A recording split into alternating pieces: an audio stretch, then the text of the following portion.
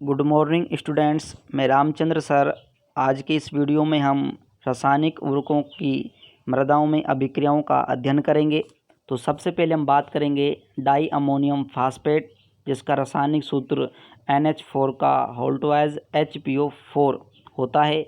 इसे DAP भी कहते हैं, जिसका रासायनिक सूत्र मैंने आपको पहले ही बता दिया है कि NH4 का होल ट्वाइस HPO4 होता है। सबसे पहले हम बात करते हैं इसी में संगठन की। संगठन में यदि हम इसकी नमी देखें तो नमी की मात्रा 1% होती है। अमोनियम, इसमें जो नाइट्रोजन है वो अमोनियम रूप में पाया जाता है, तो इसमें अमोनियम की जो मात्रा है 18% है। कुल फास्फोरस 40% है। जल विलेय फास्फोरस 41.6% पाया जाता है। गुण देखें DAP के तो ये उर्वरक दानेदार होता है, ये जल में घुलनशील होता है।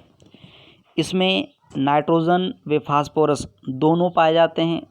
इसमें नाइट्रोजन की मात्रा जो अमोनियम रूप में होती है 18% तथा फास्फोरस की मात्रा 40% होती है।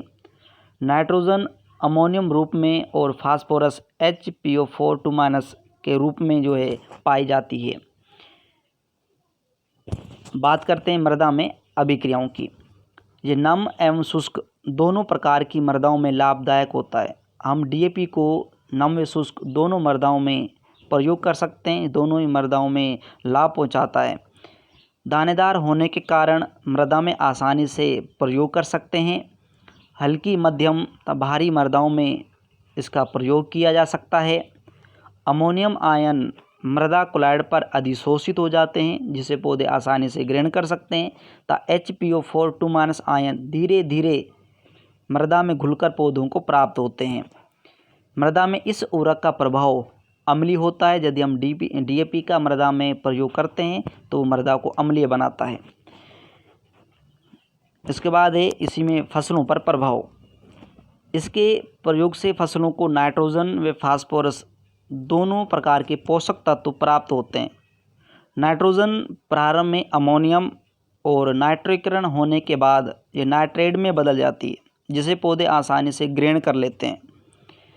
फास्फोरस HPO4 आयन धीरे धीरे मृदा में घुलकर पौधों को प्राप्त होता है। इसका प्रयोग फसलों की बुआई से पहले मृदा में कर देना चाहिए, जिससे फसलों को अधिक लाभ मिल सके। इसी में नेक्स्ट टॉपिक है सिंगल सुपर फास्फेट, जिसका सूत्र CaH2PO4 का होल ट्वाइस H2O। इसका रासायनिक सूत्र हम बोल सकते हैं मोनो कैल्शियम फास्फेट होता है। इसका उत्पादन सर्वप्रथम 1842 में लॉस ने इंग्लैंड में रोक फास्फेट और गंधक के तेजाब से किया था। संगठन देखें तो संगठन सबसे पहले नमी देखें तो नमी की मात्रा 1.2%। कुल जल विलेय फास्फोरस 16%। मुक्त फास्फोरिक अम्ल है 4% पाया जाता है। गुण देखें तो गुण में ये बादामी रंग का चूर्ण अथवा दानेदार होता है। इसकी गतिशीलता बहुत कम होती है, यानी कि धीरे धीरे पौधों को प्राप्त होता है। इसमें फास्फोरस H2PO4 आयन के रूप में पाया जाता है।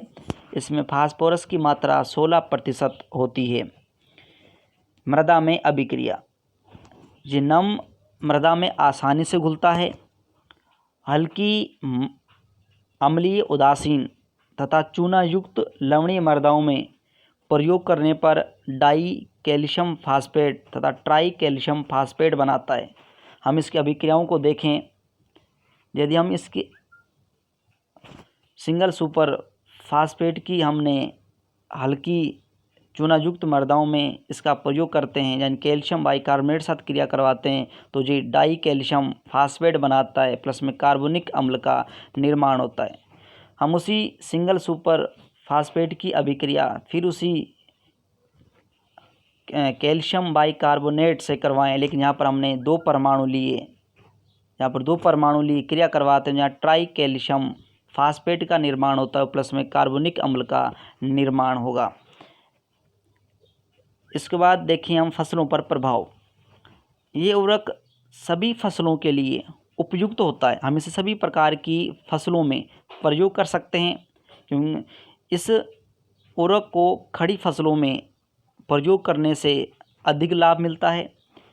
कम अवधि में पकने वाली फसलों में इसकी संपूर्ण मात्रा बुआई से पहले मृदा में मिला देनी चाहिए। इसका नेक्स्ट उर्वरक है म्यूरेट ऑफ पोटास। इसका रासायनिक नाम पोटेशियम क्लोराइड, जिसका सूत्र KCl होता है। इसे पत्तवन विधि द्वारा प्राप्त किया जा सकता है। संगठन देखें, नमी 0.5%, कुल पोटास की मात्रा 60%, सोडियम की मात्रा 3.5%। उसके बाद गुण देखें, ये जल में शीघ्र घुलनशील होता है, जल के अंदर जल्दी घुलता है।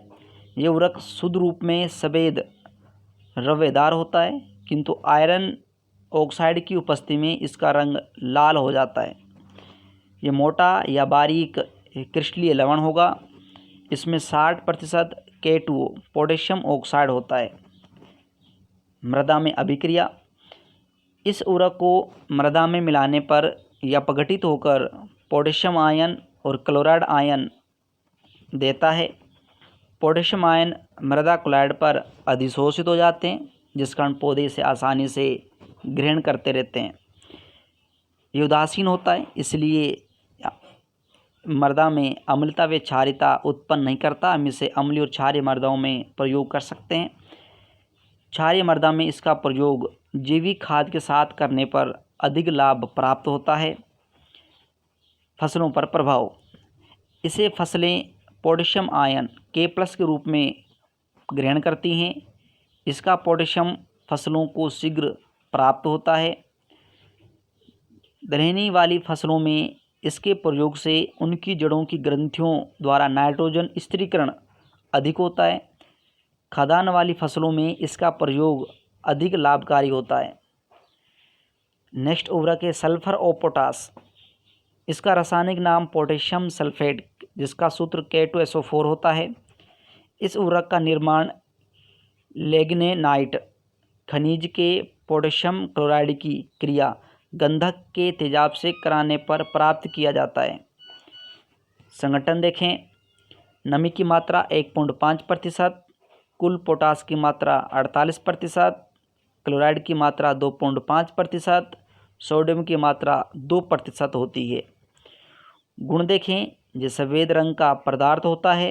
ये क्रिस्टलीय यौगिक है।